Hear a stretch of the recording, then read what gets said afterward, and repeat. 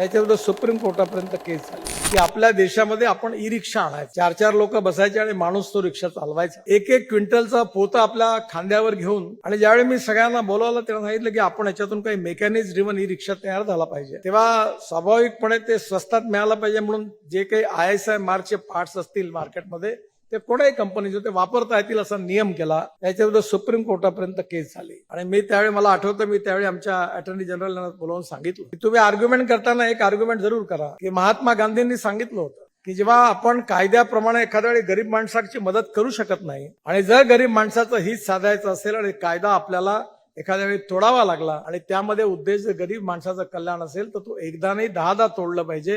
हे महात्मा गांधींनी सांगितलेलं वाक्य तुम्ही सुप्रीम कोर्टासमोर मांडा. आणि जर आपण नाही केलं तर तो रिक्षा 2 लाखात होईल आणि आपण एक्झिस्टिंग स्पेअर पार्ट्स अलाउ केले तर 1 लाखामध्ये 1.25 लाखामध्ये तो रिक्षा मिळेल. आम्ही ती केस जिंकलो.